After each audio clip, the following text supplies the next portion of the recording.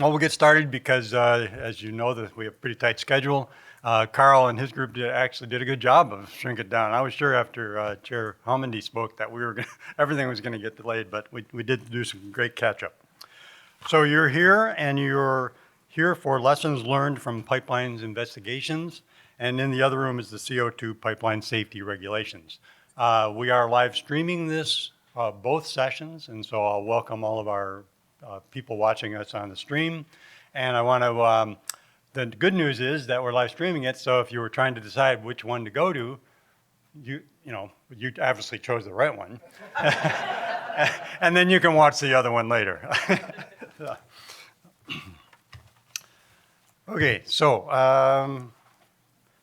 watch my own time here.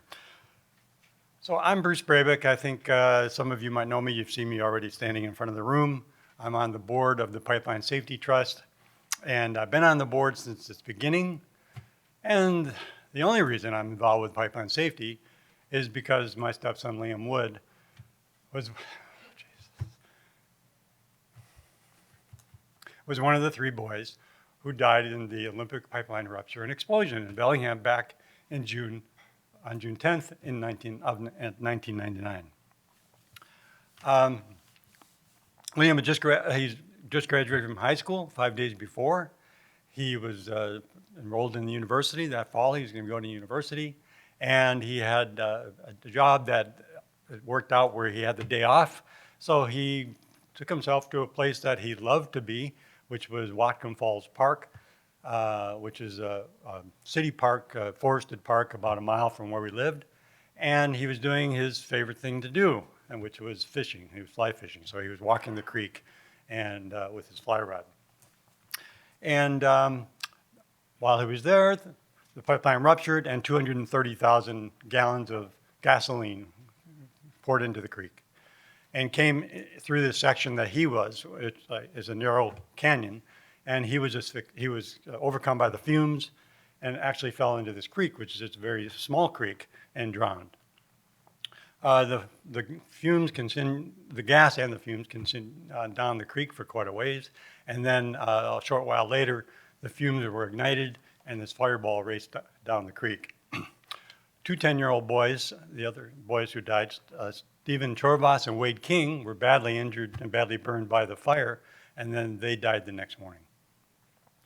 The creek was destroyed. Every living thing in the creek was wiped out for that mile and a half. And the community was devastated because we had this huge black cloud that ascended over the town. And everybody in Bellingham knows where they were that day when that occurred.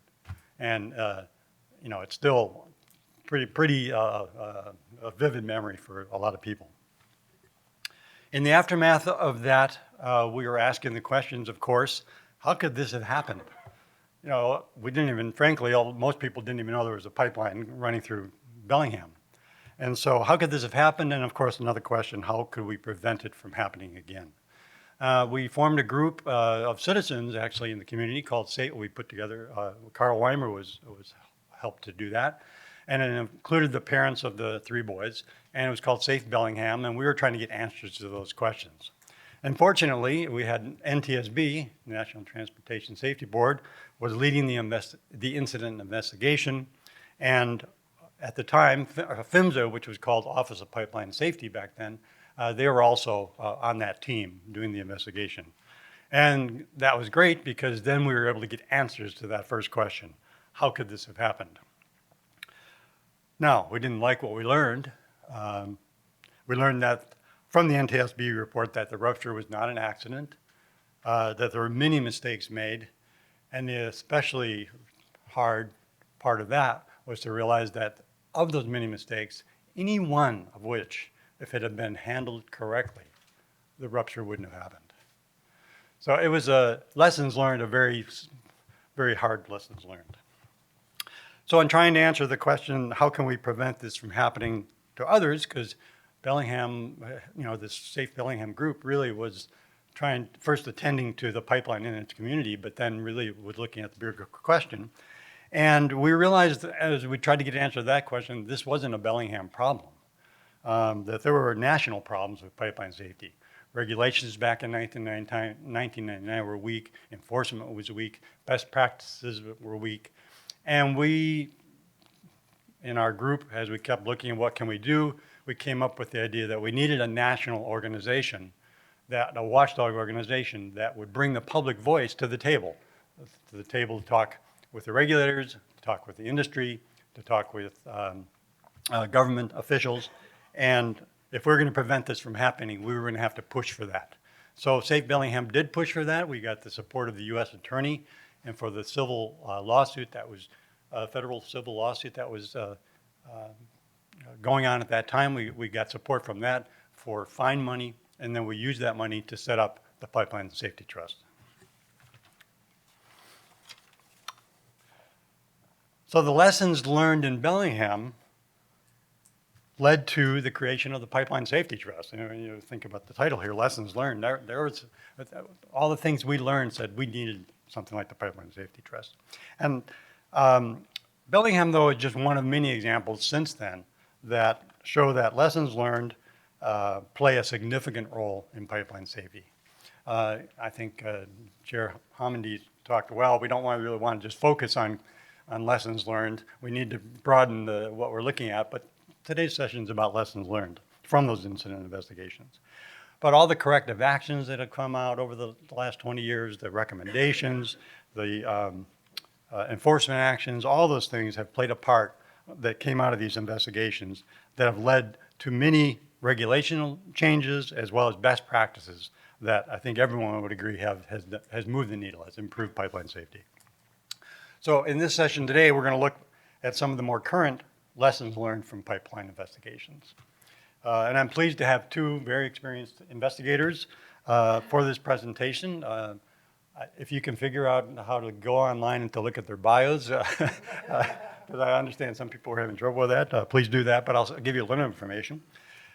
Kim West is a pipeline investigator-in-charge with the Office of Railroad, Pipeline, and Hazardous Material Investigations at the NTSB. I think she must be one of those 4 pipeline investigators that the chair spoke about this morning. Oh, now it's 2. But you were probably very glad to hear her pushing for interest. So Kim West, and then we also have Chris Ruhl, who is the director of PHMSA's Accident Investigation Division. So like I said, 2 very experienced investigators who've seen a lot, and they have a lot they can talk about. After the presentation, I hope that we'll have some time for questions, and Kim is going to come up first and start the presentation.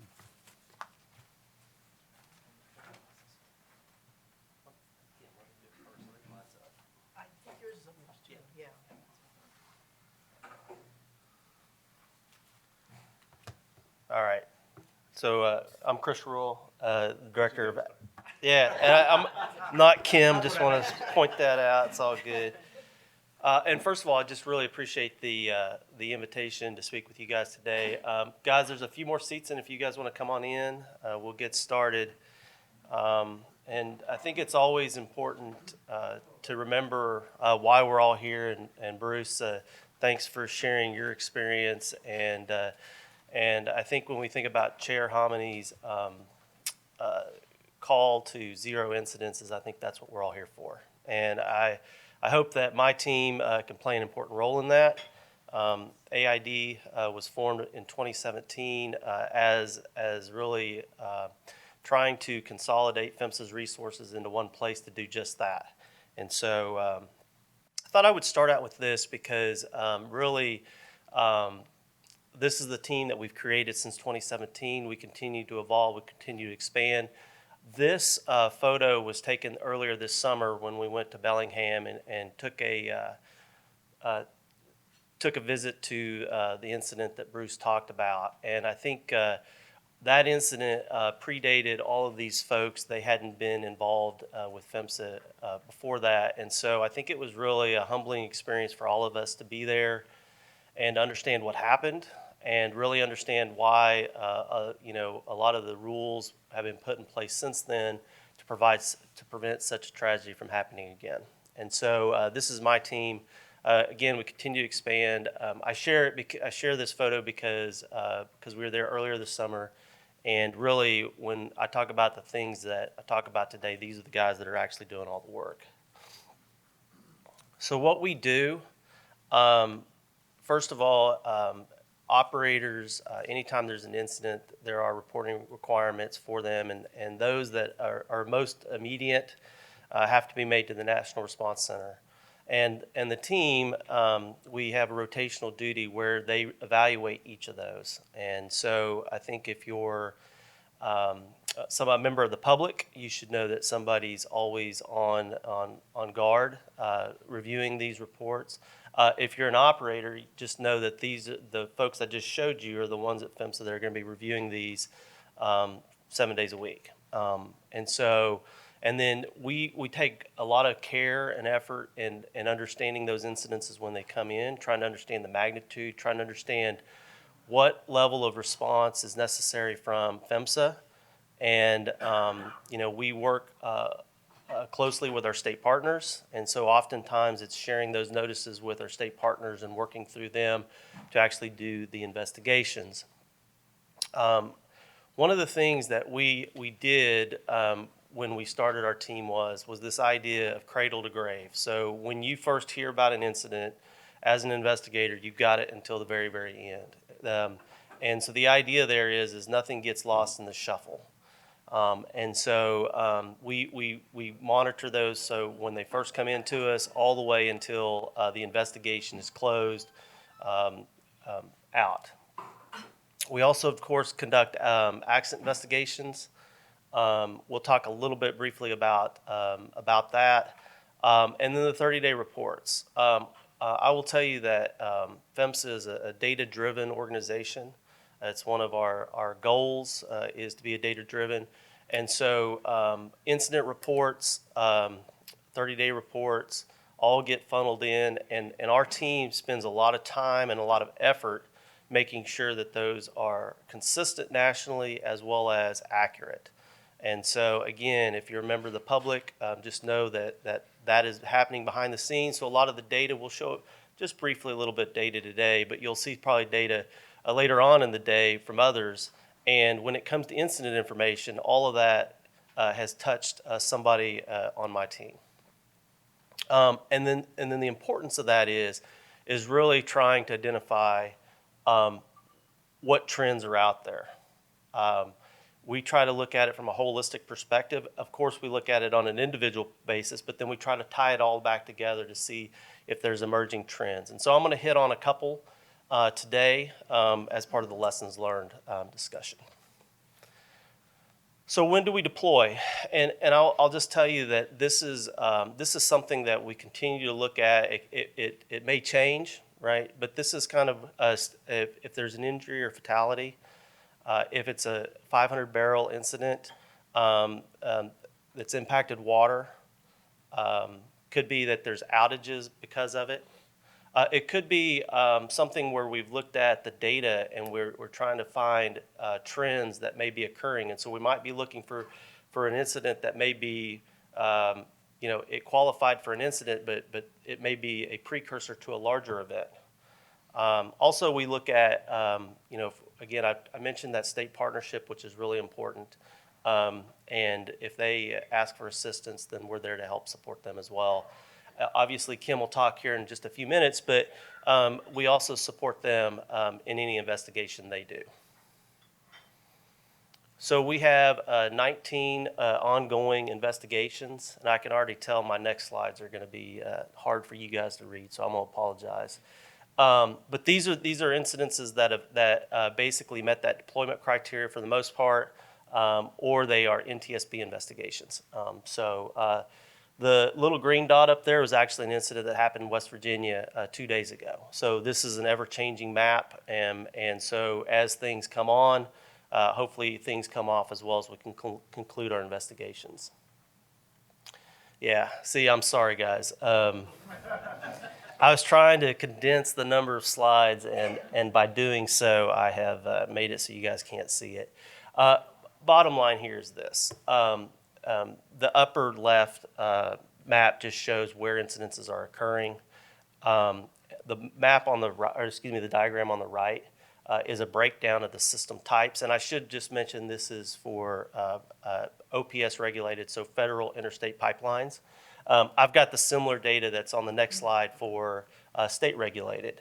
And then for the operators in the room, there's the diagram on the bottom just kind of shows just why those incidences occurred. And so again, we have this data. That's really the critical part of the team looking at that, working with operators, working with states to make sure that those reports are accurate so that we can then share these with you all. Hopefully you'll be able to get these slides later on to really dig into it. I will just say that what we are seeing on the interstate side is about half of them are hazardous liquids. Looks like about a quarter of them are GRR, which are gravity regulated liquids, which is a reporting requirement that came in to effect recently. And then the next quarter are gas transmission and gas gathering. When you look at the state regulated, again, and I guess I should just say that all this information that I'm sharing today is available through PDM. We were able to sort that data, and we have a resource that, if folks are interested in trying to do some data analysis, we have a data analysis person on our staff that allows us to do this.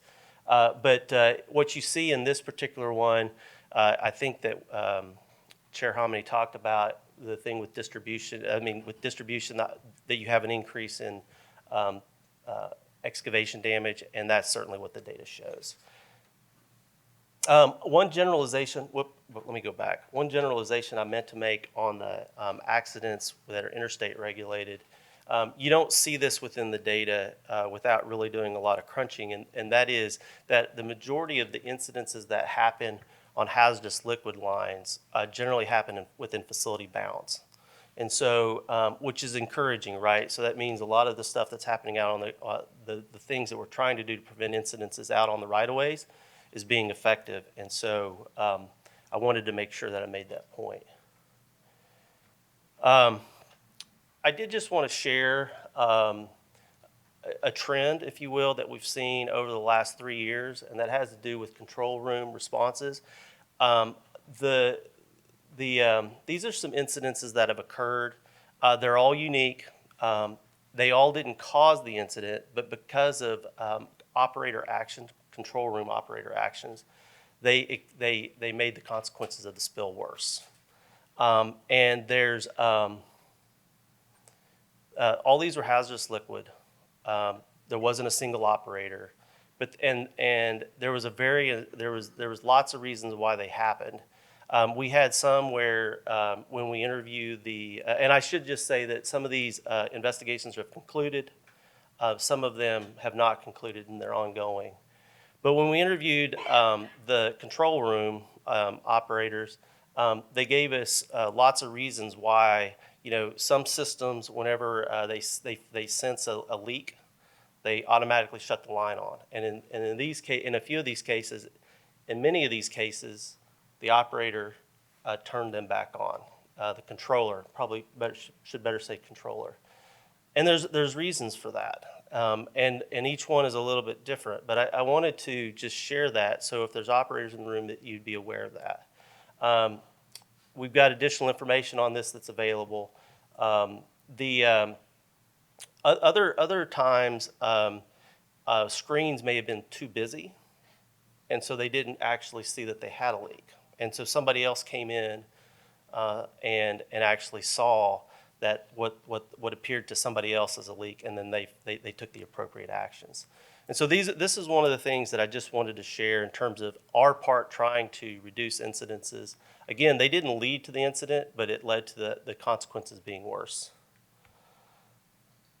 I know that we're going to talk a little bit. We've got a whole session on geohazards. I just wanted to mention two real quickly. The first one is Hillsborough, and I don't want to. This was a investigation that the NTSB did, so I'm only going to go into it just briefly. But this is a map of those incidences that has happened since 2004. And so one of the things that I learned, I've been with PHMSA 5 years now, one of the things that I've learned is that geohazard is a hazard that's been around, it's been a risk to pipelines that other places in the United States have dealt with since the beginning of pipelines being put in the ground. But operators have put in those locations processes to prevent incidents from occurring. And so predominantly when you look at the Northwest, this was an issue in the Northwest, and they've successfully implemented programs to prevent those incidences. And so since 2004, we've seen other movement in other areas. And so so that was and Linda, I apologize. We always call that the S curve, but you can basically see. Let me see if you can see that this is basically down slope, and a tree likes to stay straight up and down. And basically, what's happening as this slides, the tree is trying to correct itself. And so this is just a telltale sign if you have land movement. You know, if you're patrolling, and operators do this, they patrol the right-of-ways. This may be one of the things that they're looking for. And so this was a picture of the Hillsborough incident where clearly they were having some land movement for some time. Oh, yeah. This is what the rupture looked like, and again, down gradient, and you can tell that there was tremendous stress. This is what's called a girth weld. That girth weld ultimately failed, and that pipe split apart and moved.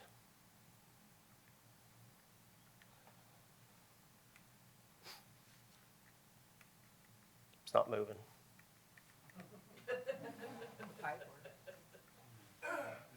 We're stuck on that slide.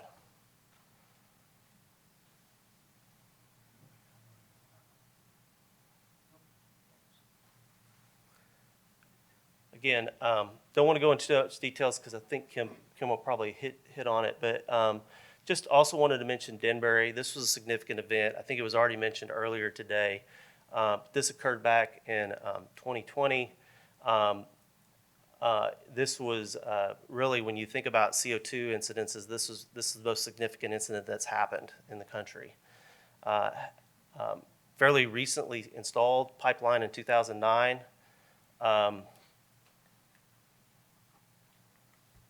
Stuck again. Before we move, go ahead and go back just one time. For folks that's not familiar with CO2, what you're seeing is the failed pipe in that crevice, and that white is essentially dry ice. For reference, this is a state highway. The hill continues up this way, but then it goes down this way as well.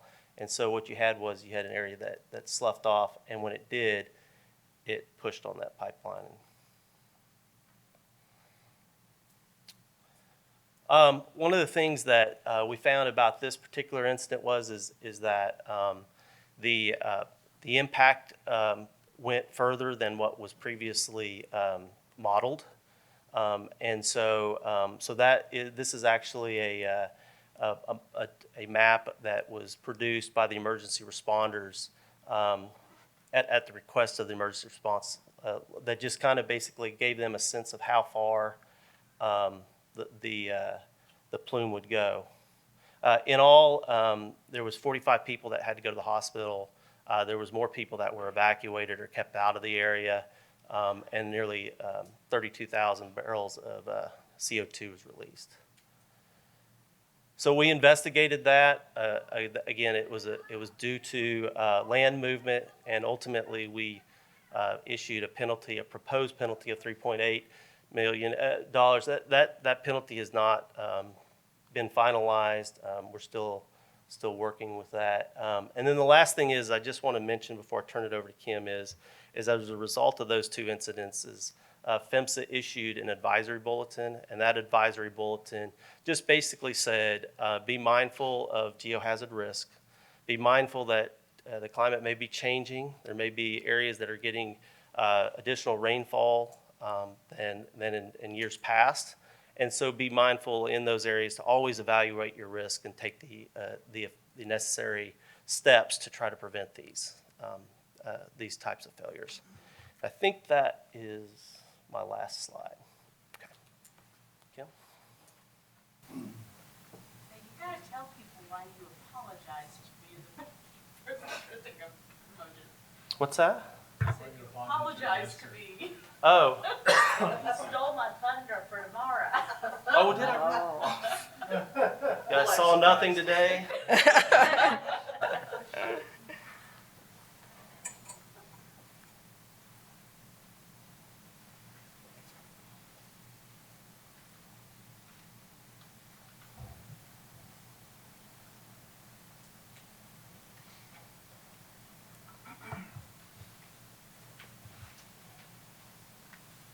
Do I need to bring the slides up, or?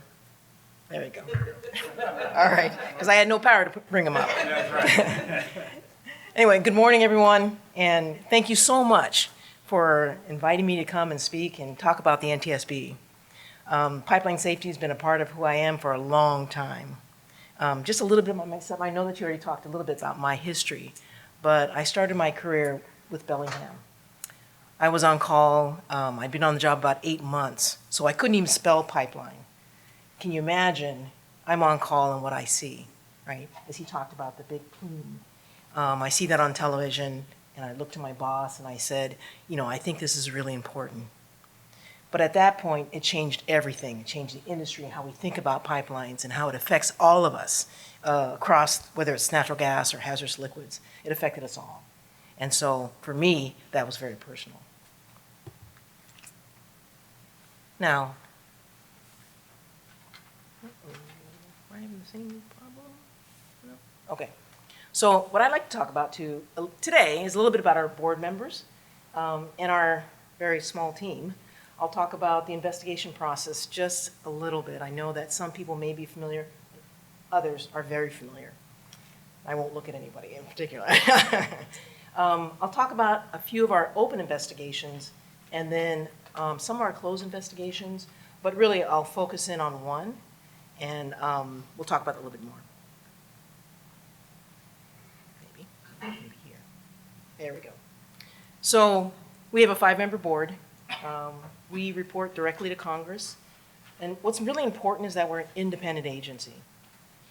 We have no regulatory authority, so the way we make an impact is through our recommendations and speaking out to the public about some of our lessons learned. Our 5-member board, we have an opening currently. There's a chair and a vice chair. The members serve a 5-year term, and the chair and vice chair serve a 3-year term. So one of the things I was going to mention, and she mentioned earlier, is that we're a pretty small agency for such a big mission. I guess it's 415 employees, so it's been increased since I last put this together. Now, I mentioned our small team. So we have 2 vacancies. I know we've heard this before, but I'm going to start again. We have some openings, if you know anybody. I'll start pulling people, I guess. We also have a hazmat team and a supervisor. So those numbers are going to increase as we're currently have some openings. But also, the number of employees are going to increase as well. Now, here's our process in a nutshell. Basically, it starts with the on-scene portion. We have operational meetings. We gather together as groups and group chairs, and we start assigning things. The team starts coming together, collecting data. We have progress meetings as we go along. And then in about a month, we put out a preliminary report. And that has just the basic facts as the team is continually putting together more facts and factual information. And then about 6 months, we have a technical review meeting. And that's where our group chairs and their factual reports come together, and we evaluate as a group whether these facts are valid or not. And in about a year, So in about a year, we'll put out a final report. And as you heard earlier, some have been 2 years, but we're working on a year. That's our goal. Now, these final reports can be part of the board meeting, which is a public meeting held in Washington, D.C., and that's when the board looks at the report, has any comments on the report, we present our findings, as well as any probable cause. So that's kind of it in a nutshell. You can imagine I can keep talking on and on about it, but now, this thing's a little jumpy today. It's not me, of course. We start off with the launch, and we actually have availability in Washington, D.C. to get people on jet to the location. So we launch a GO team, and that I'll talk about a little bit later about the quality of the team and the quantity. But our staff can be anywhere in the United States, and they go to that location. Now, when they do an investigation, it can be anywhere, from 7 to 10 days, but we can get there fairly quickly.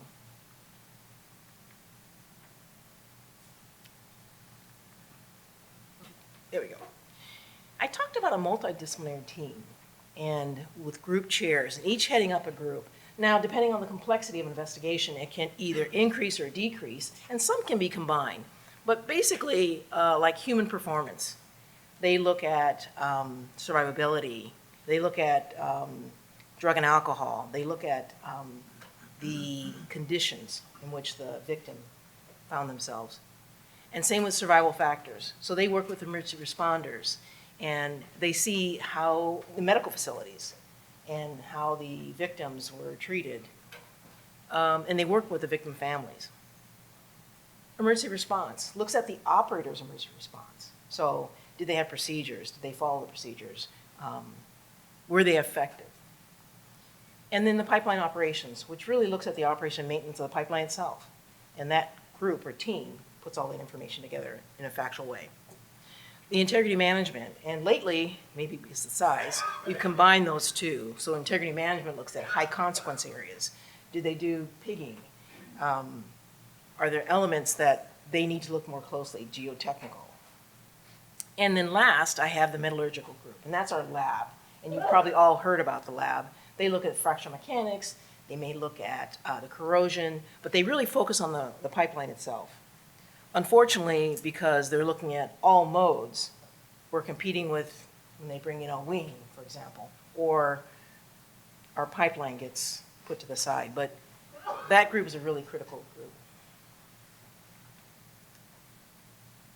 Okay, thank you. Another really important part of what we do is the party process. And this brings together people of different technical expertise that can help us with the investigation. And they may be a regulator. They may be the pipeline themselves, emergency responders, fire, police. They might be manufacturers. They also may be from other state and federal. But they come together to collect facts so we can add to our investigation. Again, we're looking at the facts. We're not here to assign blame. And so these teams have an opportunity to bring that forward to us. And there's a motivation, especially for the operator, because we're not assigning blame. We're just getting to the facts, right?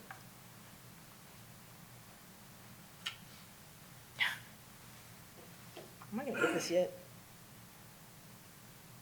Help. And really what's critical for us and the impact that we can have is our recommendations. So they can be in multiple areas. When we do our investigation, we find out information from those investigations. We can put together recommendations, and we bring that before the board. I'll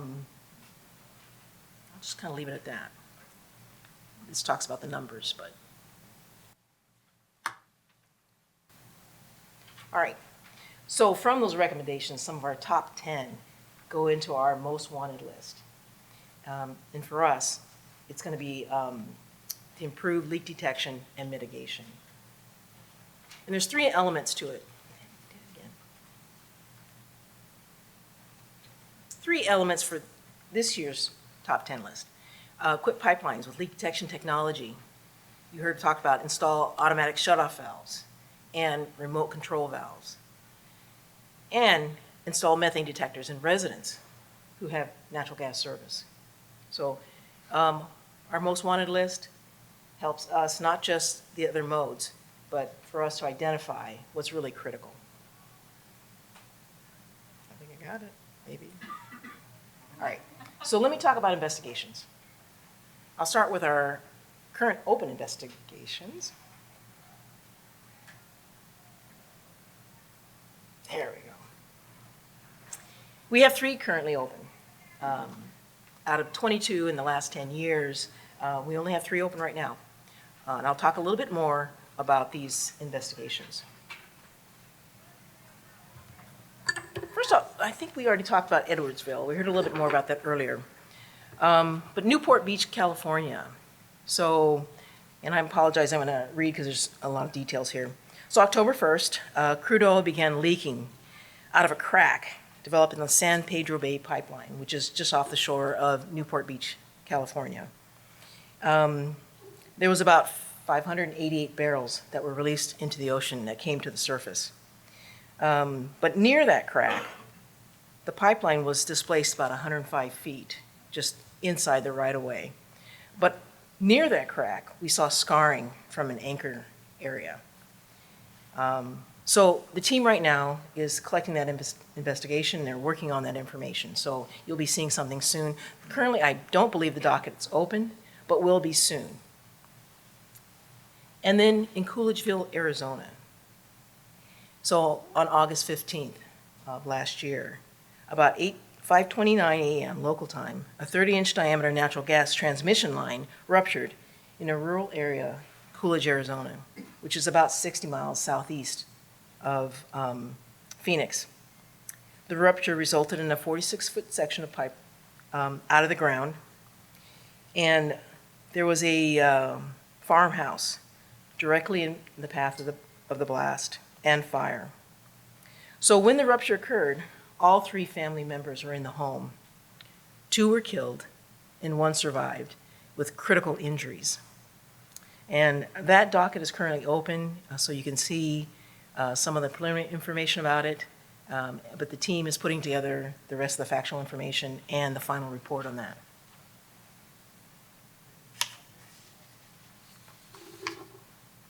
So what I like to do is really focus on the investigation of the Corpus Christi, Texas. Now, this is a marine investigation, but it has a very strong pipeline element. And I think there's some really important lessons here about communication and making sure that we have the right information. I think we heard earlier about the importance of communication.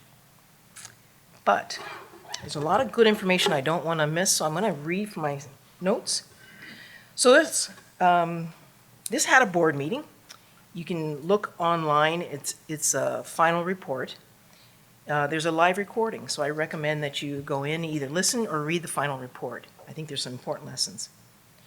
But on August 21st of 2020, the Wayman Boyd, a 152-foot cutter-head suction dredge, it's a mouthful, struck a submerged 16-inch liquid propane pipeline during a dredging operation in Corpus Christi.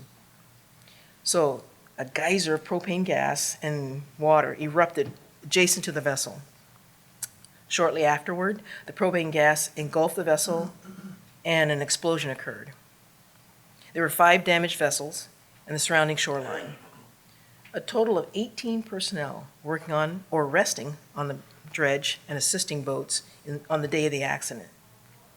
3 crew members aboard the Wayman Boyd and 1 on an adjacent anchor barge died in the explosion.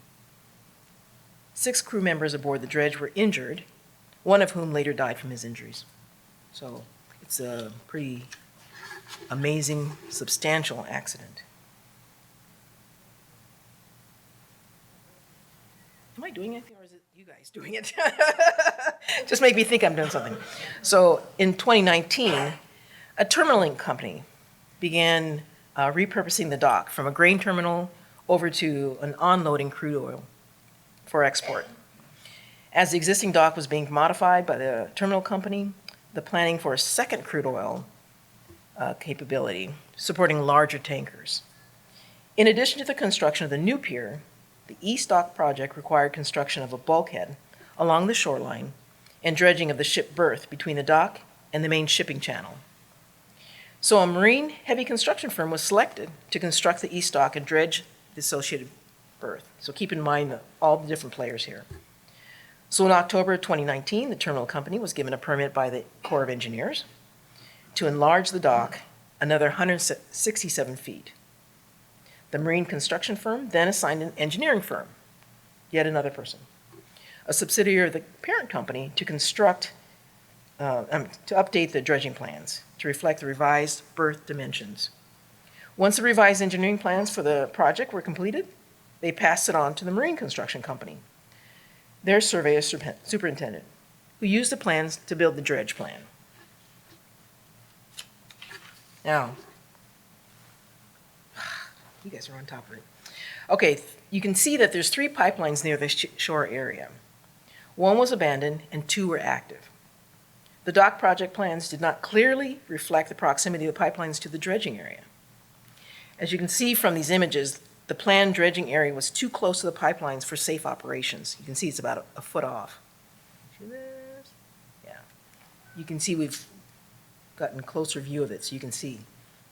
Okay, the closest line to the shipping channel and the planned dredging work was the 16-inch propane line, which was the one that was struck.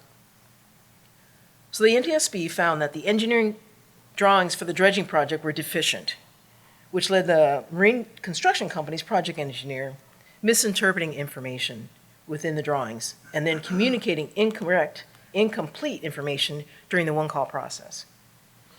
At the one-call closeout, the pipeline operator believed the pipeline was more than 50 feet from the dredging area.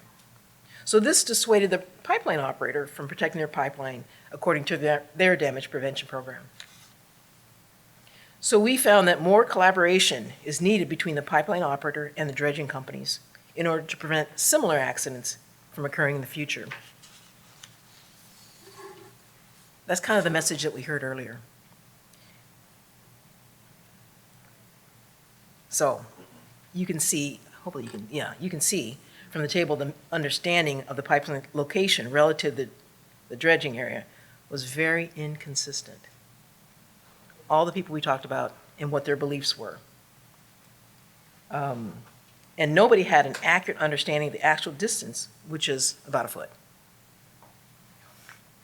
The Wayman-Boyd-Leverman, how much? Okay. The Wayman-Boyd-Leverman, who's the person who operates the cutter head, was unaware of how close he was operating to the pipeline.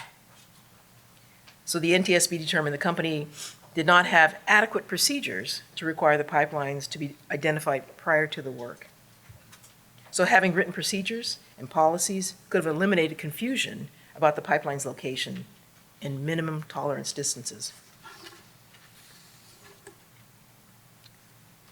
So you can see from these photographs the cutter head on the left and the pipeline on the right. And you can see the punctures clearly visible. So during the investigation, we found that the inherent inaccuracies in determining the cutter head location make regulated tolerance zones inadequate for safe dredging. Okay, the GPS margin of error alone wasn't sufficient to put the cutter head within striking distance of the pipeline. I think that's quite amazing. This was not my investigation, so for me it was shocking to see. We also found that the existing tolerance zones do not provide sufficient protection when dredging. While these tolerance zones may be sufficient or inefficient in land-based operations, in the marine environment, it was not helpful. So most dredging companies request full marking when dredging is occurring within 75 feet of the pipeline. Some companies request up to 500 feet. We also found the company's damage prevention program also did not provide a large enough tolerance zone for safety.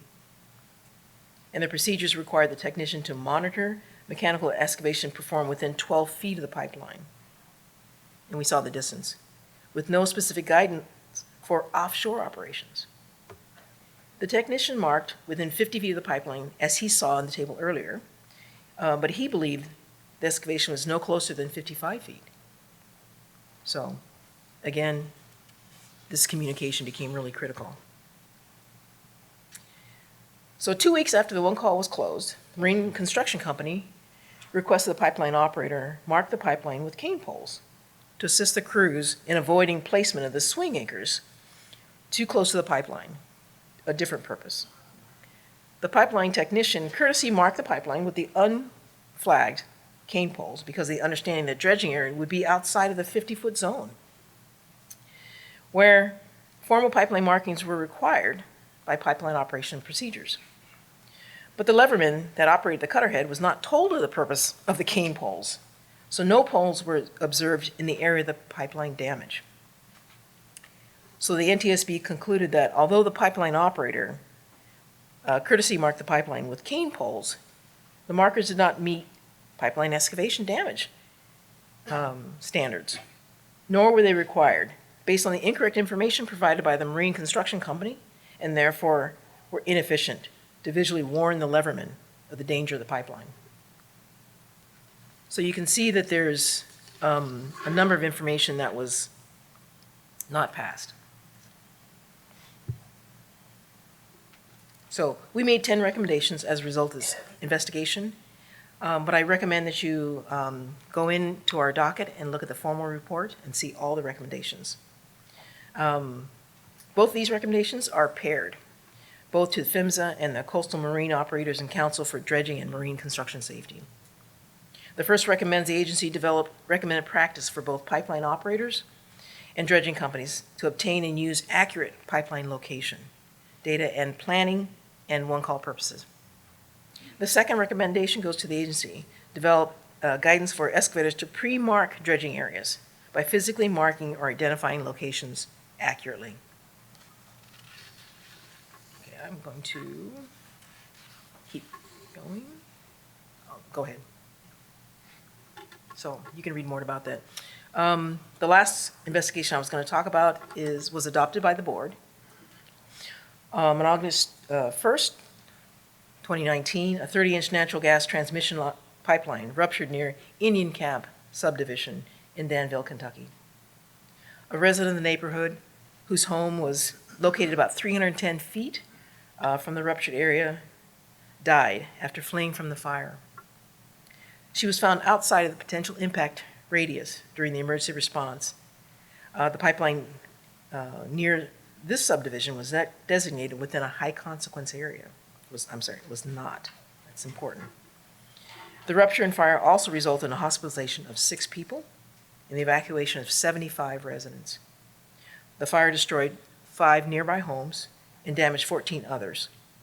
About 30 acres, as you can see, of land was burned, and the siding was melted on homes up to 1,100 feet from the rupture area. A jointed pipe was thrown about 481 feet from the rupture area by the force of the initial blast. The potential impact radius, or PIR, that was calculated under PHMSA regulations was 633 feet. So you can see the impact was much greater. The fatality injury was found about 640 feet south of the pipeline failure location. But it damaged homes up to 1,100 feet from the rupture area. So you can see that, and one of the things we'll talk about in the recommendations that we'll cover is, you can find that in the docket on the final report as well.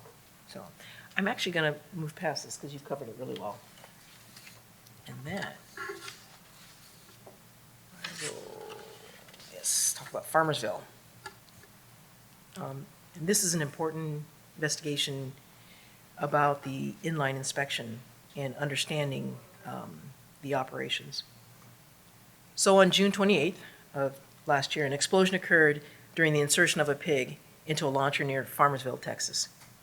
The pig was ejected from the pipeline shortly after it had been inserted into the launcher, while the employees were manually pushing the pig pole, and a pig pole is used to push the pipeline even deeper. The push pole was completely removed. Employees at the site kind of heard a sound, and one employee observed a flash near the open launch door. And employees from the company and 2 contractor company were doing work at the time.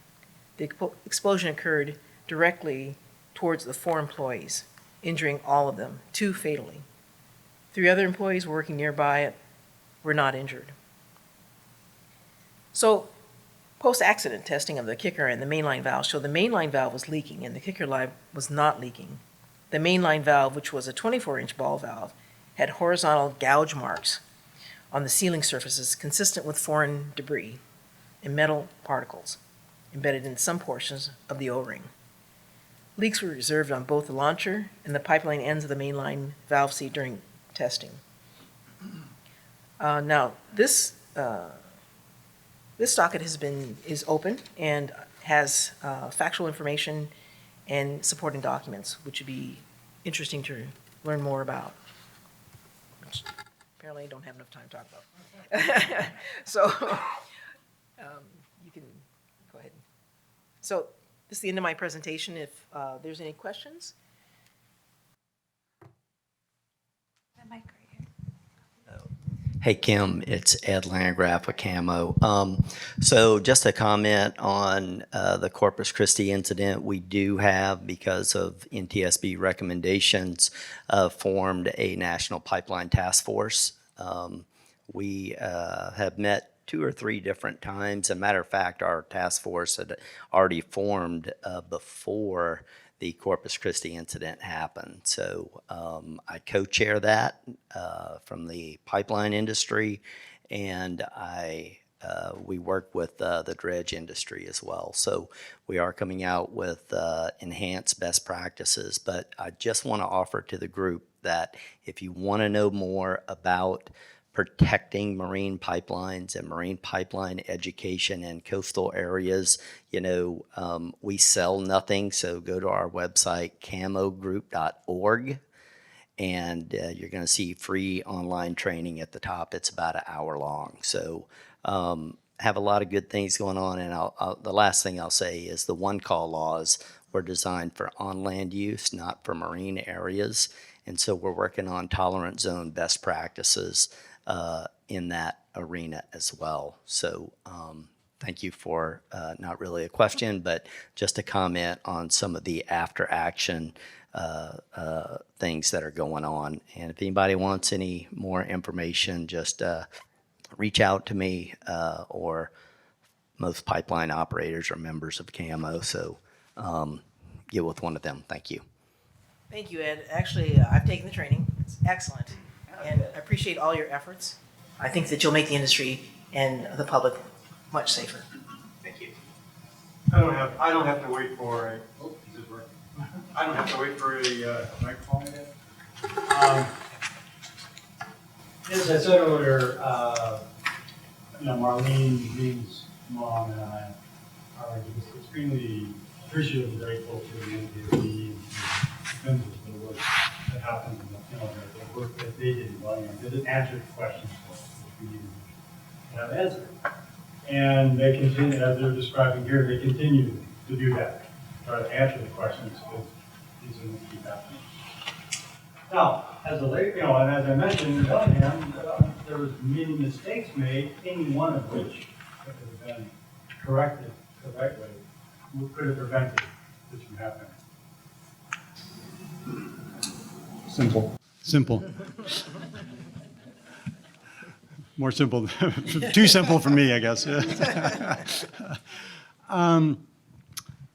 And so then when I hear the description of the incidents that you did today, I hear more of that.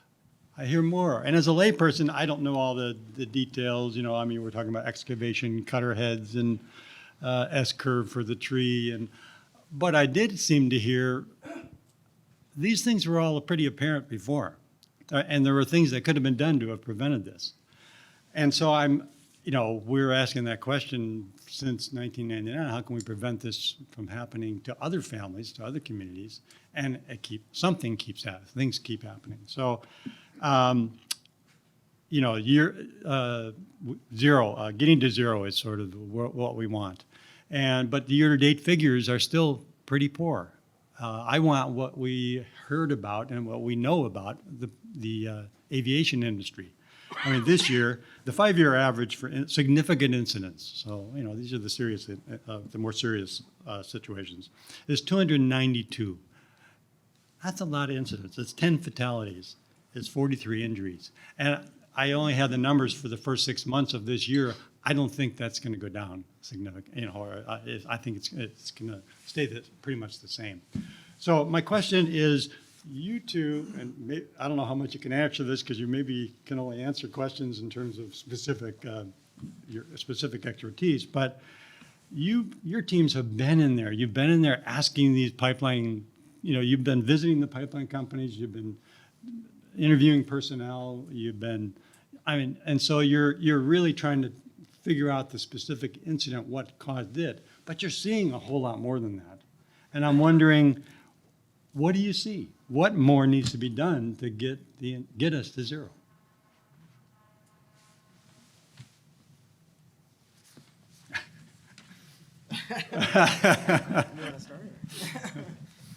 Yeah, well, I think getting to zero is the goal for sure.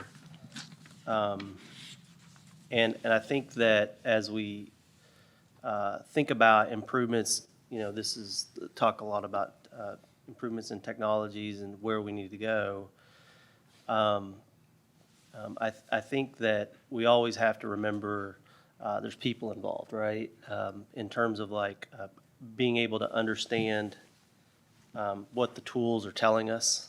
And I think we have to learn from one another in terms of what other people are seeing. And history has a history.